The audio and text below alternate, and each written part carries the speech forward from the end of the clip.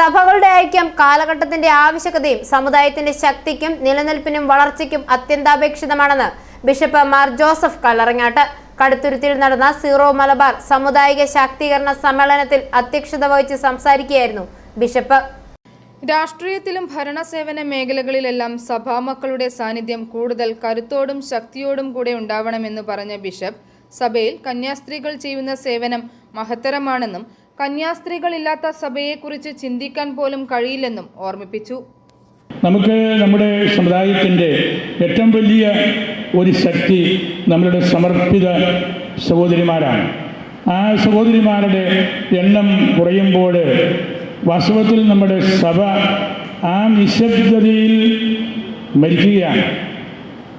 വലിയ അളവിൽ സമർപ്പിത സഹോദരിമാരുടെ അംഗബലം കുറഞ്ഞു വരികയാണ്. അത് സഭയുടെ മരണത്തിൻ്റെ കാരണമാകുന്നു.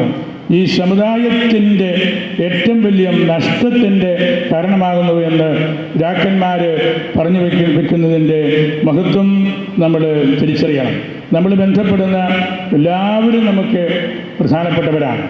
കത്തോലിക്കരുടെ ഐക്യത്തിനാവണം പ്രാമുഖ്യം നൽകേണ്ടതെന്ന് പറഞ്ഞ മാർ കല്ലറങ്ങാട്ട് നസ്രാണി ദീപികയുടെ ആരംഭത്തെക്കുറിച്ചും ഇതിലൂടെ ലക്ഷ്യം വെച്ച കാര്യങ്ങളും സമ്മേളനത്തിൽ സ്മരിച്ചു.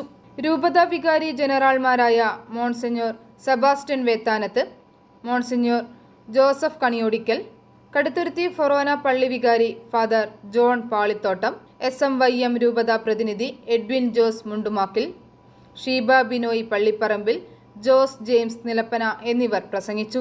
മുഖ്യവികാരി ജനറൽ മോൺസിഞ്ഞോർ ജോസഫ് തടത്തിൽ, മുട്ടിച്ചിറ ഫൊറോന പള്ളി വികാരി ഫാദർ അബ്രഹാം കൊല്ലിത്താനത്തുമലയിൽ, കോതനല്ലൂർ ഫൊറോന വികാരി ഫാദർ കുര്യൻ കാലായിൽ, താഴത്തുപള്ളി സഹവികാരി father Abraham പെരിയപ്പുറത്ത്, Mons Joseph MLA, വിവിധ ഇടവകകളിൽ നിന്നുള്ള വൈദികർ, സിസ്റ്റേഴ്സ്, സമുദായാംഗങ്ങൾ തുടങ്ങിയവർ പങ്കെടുത്തു.